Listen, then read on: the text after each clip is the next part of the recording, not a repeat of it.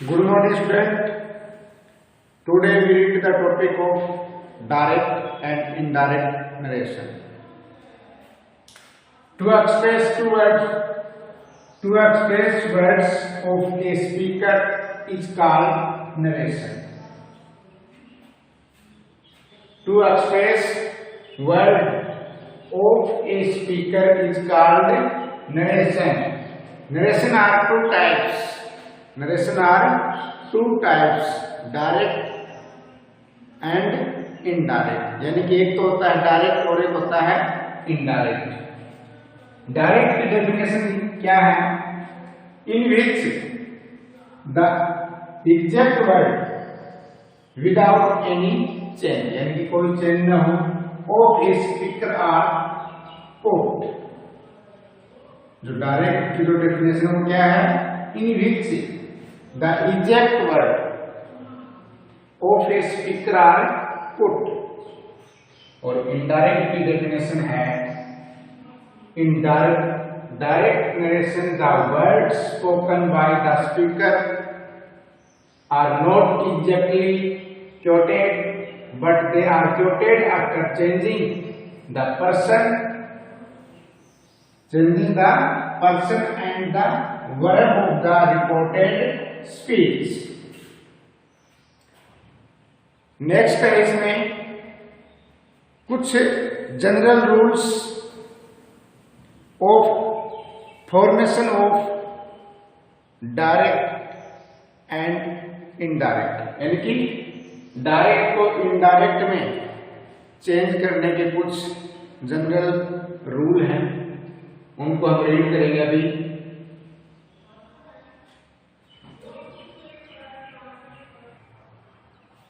General rules for formation of indirect from direct.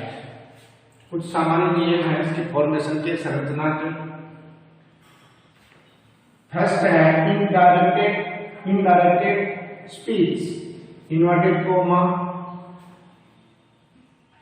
Are not used, यानी कि indirect का जो सेंटेंस होगा उसमें इन्वर्टेड कॉमा का यूज नहीं करेंगे। Commas is not use after reporting verb, और रिपोर्टिंग वर्ब के बाद कॉमा का वर्ब यूज नहीं करेंगे।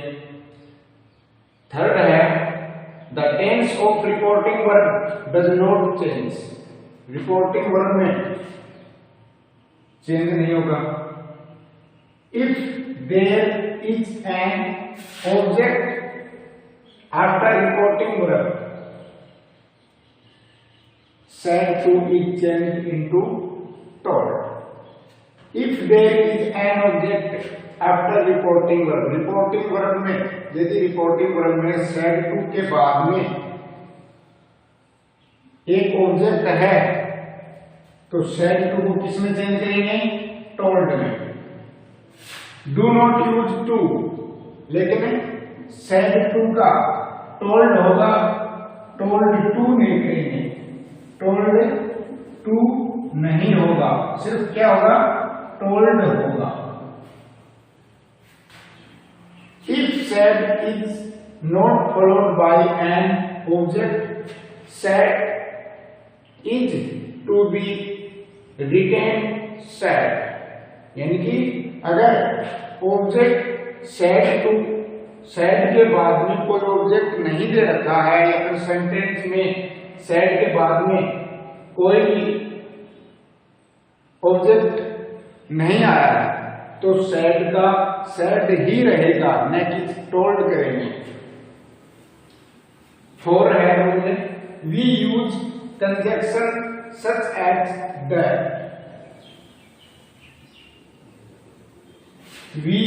हम यूज करते हैं कंजक्शन का या फिर कनेक्टिव वर्ड का, कौन से का? दैट का, यानी कि जो सेंटेंस जो होंगे रिपोर्टेड स्पीच और रिपोर्टिंग वर्ब, इन दोनों सेंटेंसों को जोड़ने के लिए या फिर कनेक्ट करने के लिए कंजक्शनिक वर्ड का यूज करेंगे, जो होगा अपना दैट होगा। एक एग्जांपल लेते हैं। एज एग्जांपल है he said comma inverted comma I am going to Mumbai. क्या सेंटेंस है? He said I am going to Mumbai. जब इसको चेंज करेंगे, क्या करेंगे? चेंज करेंगे तो कैसे हो जाएगा? ही सेड सेड का सेड ही क्यों आया? क्योंकि इस सेड के बाद में कोई ऑब्जेक्ट नहीं मिला, यानी कि यहाँ पर टू नहीं होता या फिर टू के बाद में कोई ऑब्जेक्ट होता तो इस सेड को किस में चेंज कर देते? टोल्ड में। अब हो गया ही सेड। अब ये समझिए कि इस कोमा और इन्वर्टेड कोमा को हटाने के लिए हम कनेक्टिव शब्द का यूज करेंगे, तो आ जाएगा that. I am going to Mumbai. He was going to Mumbai. अब इसमें चेंज हुआ, देखिए एक तो आई चेंज हुआ है और एक एम चेंज हुआ है, यानी कि आई को किसमें चेंज किया? ही में, और एम को वाज में। अब अपने को आज ये समझना है कि आई ही में क्यों चेंज हुआ और एम वाज में क्यों चेंज हुआ। ये जो आई है ये किस में चेंज हुआ है? ये तो अपना यहां से लेकर के यहां तक का ये भाग है रिपोर्टिंग वर्ब। क्या है? Reporting verb. और यहां से लेकर के यहां तक का लास्ट तक का ये जो भाग है इसको बोलते हैं रिपोर्टेड स्पीच।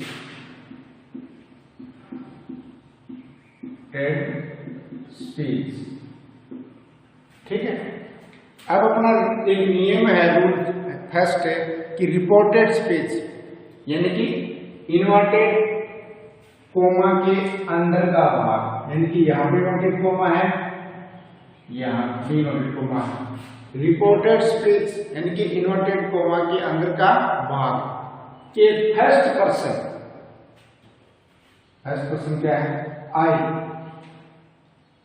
आई तथा वी, यहां पर वी भी हो सकता है, और इनके रूप जैसे आई, माई, माइंड। वी का होता है आवर, अस, को, यानी कि इन्वर्टेड कोमा के अंदर जो फर्स्ट पर्सन है आई और वी, और इनके रूप को किसके अनुसार बदला जाता है? रिपोर्टिंग वर्ब, यानी कि बाहर का जो भाग है उसका जो सब्जेक्ट है इसके अनुसार। यानी कि आई को चेंज किसके अनुसार किया है? इसको। आई को चेंज किसके अनुसार किया है? रिपोर्टिंग वर्ब के सब्जेक्ट के अनुसार चेंज करेंगे। रिपोर्टेड स्पीच का जो फर्स्ट पर्सन है आई और वी, क्या है? आई और वी रिपोर्टिंग वर्ब के सब्जेक्ट के अनुसार इसको चेंज करेंगे। तो यहां पर सब्जेक्ट क्या था? अपना ही था, इसलिए इस आई को किस में चेंज कर दिया? ही में चेंज कर दिया। अब अपना है टेंस का फॉर्मूला है, टेबल बनाएंगे इस एग्जाम्पल के बाद में। एक तो प्रोनाउन की टेबल बनाएंगे और एक वर्ब से संबंधित टेबल बनाएंगे। तो ये हो गया प्रेजेंट टेंस। तो इस प्रेजेंट को किस में चेंज कर दिया? वाज में, यानी कि एम को किस में चेंज कर दिया? वाज में। और same going to Mumbai. Pronoun की टेबल है ये, अपनी नोटबुक में इसको नोट करना है और इसको याद करना है। ये है फर्स्ट पर्सन, सेकंड पर्सन और थर्ड पर्सन। तो अपना फर्स्ट पर्सन में आता है आई और वी, यानी कि दोनों ये फर्स्ट पर्सन ही है, आई और वी। इनका पजेसिव जो केस होगा, आई का होता है माइंड के संबंध, वी का आवर। अगर आई का ऑब्जेक्ट पूछे तो क्या होगा? मी। वी का ऑब्जेक्ट पूछेगा एस, यू का ऑब्जेक्ट यू, और पजेसिव केस या फिर पजेसिव क्या होता है? यूर होता है। ही का पजेसिव हिज, ऑब्जेक्टिव हिज और रिफ्लेक्सिव जो प्रोनाउन है वो हिमसेल्फ। सी का हर, ऑब्जेक्टिव हर, रिफ्लेक्सिव प्रोनाउन है वो हरसेल्फ। दे का देयर, देम, देमसेल्व्स। अब इस पूरी जो आपके पास जो टेबल है, इस पूरी टेबल को आपको समझना है। फर्स्ट पर्सन बात को कहने वाला, यानी कि स्पीकर जिसको बोलते हैं, फर्स्ट पर्सन आई तथा वी और उनके रूप, यानी कि my, our, me, us, my self, our self, ये क्या है? First person. और जो फर्स्ट पर्सन है ये किसके अनुसार बदलेंगे? रिपोर्टिंग वर्ब के सब्जेक्ट के अनुसार। रिपोर्टिंग वर्ब का जो सब्जेक्ट होगा उसके अनुसार बदलेंगे। सेकंड है यू। सेकंड जो पर्सन है वो क्या होता है? यू, यानी कि बात को सुनने वाला। सेकंड पर्सन कौन होता है? बात को सुनने वाला, यानी कि जो ये फर्स्ट पर्सन जो बात बोल रहा है और उसको सुन कौन रहा है? यू।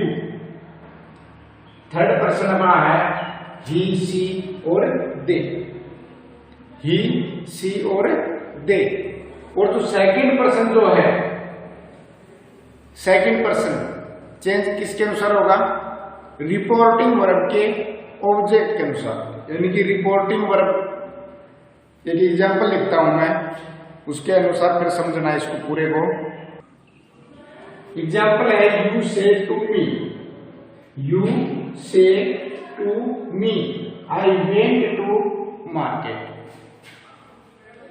यू, ये क्या है? यहां से लेकर के, एक मिनट, यहां से लेकर के यहां तक का बात, और एक यहां से लेकर के यहां तक। ये तो है रिपोर्टिंग वर्ब।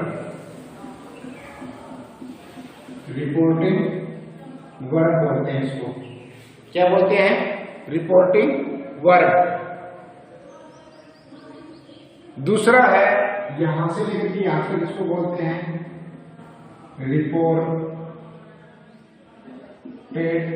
स्पीच।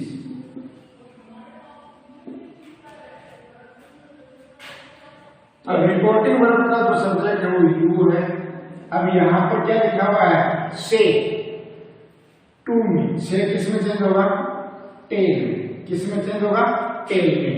और उसके बाद में टेल मी, क्या हो जाएगा? Tell me. यहां पर टू नहीं लिखेंगे। अगर यहां पर से के बाद में टू मी नहीं है तो से का से ही आएगा, लेकिन अपने पास यू से टू मी जो रिपोर्टिंग वर्ब का जो सेंटेंस है उसमें ऑब्जेक्ट भी है, इसलिए इस से को चेंज कर दिया किसमें? टेल में। अब ये समझिए कि इस कोमा को या इन कोमा को हटाने के लिए कनेक्टिव शब्द है, कंजंक्शन का जो वर्ड है दैट का यूज करते हैं। कह दिया। उसके बाद में अपना रिपोर्टिंग वर्ब का जो फर्स्ट पर्सन है, यानी कि आई और वी और उनके रूप, जो मैंने अभी लिखाए थे, जो रिपोर्टिंग जो प्रोनाउन की जो टेबल बनाई थी उसमें आई और वी जो फर्स्ट पर्सन थे, उसके बाद में पजेसिव केस आया था, उसके बाद में ऑब्जेक्ट, उसके बाद में रिफ्लेक्सिव प्रोनाउन।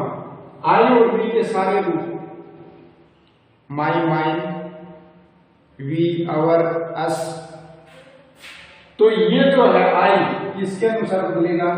रिपोर्टिंग वर्ब के सब्जेक्ट के अनुसार, यानी कि इस यू के अनुसार। तो आई किस पर बदल जाएगा? यू। यानी कि रिपोर्टेड स्पीच के सेकंड पर्सन, यानी कि रिपोर्टिंग स्पीच का जो फर्स्ट पर्सन है आई किसके अनुसार बदलेगा? यू के अनुसार। तो ये यू आ गया। उसके बाद में अपना जो सेंटेंस है यार इसमें वर्ब दी नहीं है, इसलिए वेंट टू मार्केट, इसमें हेल्पिंग वर्ब तो थे नहीं, went to market. Next example है इसमें he says. He says I am 10 year old। I am 10 year old,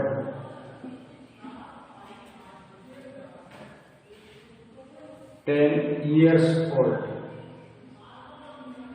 अब he, अब इस जो रिपोर्टिंग वर्ब का जो सेंटेंस है इसमें ऑब्जेक्ट तो है नहीं, इसलिए सेज का सेज ही रहेगा, इसमें कोई चेंज नहीं होगा। अगर इसके बाद में ऑब्जेक्ट होता तो इस सेज को टेल में चेंज कर देते। अब कनेक्टिव शब्द दैट का यूज कर दिया। अब ये जो फर्स्ट पर्सन का जो आई दिया हुआ है ये किसके अनुसार बदलेगा? रिपोर्टिंग वर्ब के सब्जेक्ट के अनुसार। तो यहां पर क्या लिखा हुआ है? ही। क्या लिखा हुआ है? ही। तो यहां पर क्या देगा? ही। उसके बाद में यहां पर लिखा हुआ है हेल्पिंग वर्ब एम। आई के साथ हमेशा क्या आता है? एम। अब यहां पर है ही। क्या है? ही। अब ही के साथ किसका यूज होगा? इज का या फिर एम का या फिर आर का, क्योंकि ये इज आ जाएगा। उसके बाद में 10 years old, 10 years old।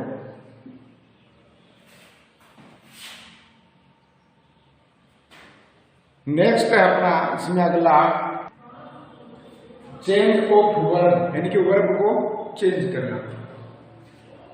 Direct का जो सेंटेंस होगा वो किस प्रकार से होगा? क्योंकि यहाँ पर कोई सब्जेक्ट होगा, उसके बाद में से या फिर सेज का यूज करेंगे, उसके बाद में यहाँ पर टू में कोई ऑब्जेक्ट होगा और उसके बाद में वर्ब कोई भी टेंस की हो सकती है। जब इस डायरेक्ट को इनडायरेक्ट में चेंज करेंगे तो इस से को टेल में करेंगे, अगर सेज है तो टेल्स में। दोनों सेंटेंस को कनेक्ट करने के लिए या फिर कंजक्शन के रूप में हम दैट का यूज करेंगे। वर्ब जो होगी जो डायरेक्ट में थी वही इनडायरेक्ट में, यानी कि वर्ब में नो चेंज होगा। नेक्स्ट अगला डायरेक्ट का जो सेंटेंस होगा उसमें अगर विल शैल के बाद में से दिया हुआ है और उसके बाद में वर्ब यानी कि कोई भी टेंस की हो सकती है, उसको इनडायरेक्ट में चेंज करते समय विल शैल तो विल शैल ही रहेगा, उसके बाद में आगे जो से या फिर से दिया हुआ है उसको टेल में चेंज कर देंगे, कनेक्टिव शब्द दैट का यूज कर देंगे, वर्ब में कोई चेंज नहीं होगा। डायरेक्ट अगला है डायरेक्ट का जो सेंटेंस होगा उसमें सेड दिया होगा तो सेड किस में चेंज हो जाएगा? टोल्ड में। किस में चेंज हो जाएगा? टोल्ड में। और कनेक्टिव शब्द दैट देगा। और जो विल और सेड दिया हुआ आगे रिपोर्टेड स्पीच में जो डायरेक्ट का जो सेंटेंस होगा जो रिपोर्टेड स्पीच यानी कि इन्वर्टेड कॉमा के अंदर विल और सेल है, किस में चेंज होंगे? विल है तो वुड में चेंज हो जाएगा, सेल है तो वो शुड में चेंज हो जाएगा। अगला नेक्स्ट है डायरेक्ट का सेंटेंस दिया हुआ है उसमें सेड के बाद में प्रेजेंट टेंस का यानी कि इज आ जाए, उसमें एम आ जाए, आर आ जाए, या फिर हैज हैव दिया हो, या फिर डू डज दिया हो, या फिर कैन दिया हो, या फिर राइट वर्ड आया हो, तो उसको इनडायरेक्ट में चेंज करने समय सेड को टोल्ड में कर देंगे, कनेक्टिव शब्द दैट का यूज करेंगे और प्रेजेंट को किस में चेंज करेंगे? पास्ट में। किस में चेंज करेंगे? पास्ट में। यानी कि इज किस में चेंज हो जाएगा? वाज में। और एम भी वाज में होगा। आर है किस में हो जाएगा? प्लूरल है तो ये वर्ब में हो जाएगा। अच्छा हैज और हैव है ये किस में चेंज होगा? इनडायरेक्ट में। यानी कि डायरेक्ट का जो सेंटेंस है उसमें हैज हैव आया हुआ है तो उसको चेंज करेंगे हैड में। डू डज आया हुआ है उसको चेंज करेंगे डिड में। अगर कैन आया हुआ है तो हो जाएगा, यानी कि क्या है? मॉडल है, अगर मॉडल आया हुआ है तो उसमें चेंज हो जाएगा कुड में। अगर राइट है तो वो क्या हो जाएगा? रोट हो जाएगा। इसी प्रकार से नेक्स्ट है अगर डायरेक्ट का सेंटेंस है उसमें सेड और इन्वर्टेड कॉमा में वाज और वर का यूज हुआ है, यानी कि रिपोर्टेड स्पीच में वाज वर का यूज हुआ है तो इनडायरेक्ट चेंज में चेंज करते समय सेड का टोल्ड हो जाएगा, कनेक्टिव शब्द दैट का यूज करेंगे और वाज वर को हटा देंगे। वाज वर को क्या कर देंगे? हटा देंगे और वहीं पर क्या लिख देंगे? हैड बीन लिख देंगे। क्या लिख देंगे? Had been. और वर्ब में नो चेंज होगा। तो तो आज का जो हमारा जो टॉपिक था डायरेक्ट एंड इनडायरेक्ट, उसके हमने प्रोनाउन से संबंधित टेबल सीखी है। एक चेंज ऑफ वर्ब, इन दोनों टेबलों को आपको लर्न करना है अच्छे से और अपने नोटबुक में नोट करना है। कल इसके कुछ रूल्स पढ़ेंगे और इनको अच्छे से समझने का प्रयत्न करेंगे। इन दोनों टेबलों को अच्छे से लर्न करना है, अच्छे से याद करना है।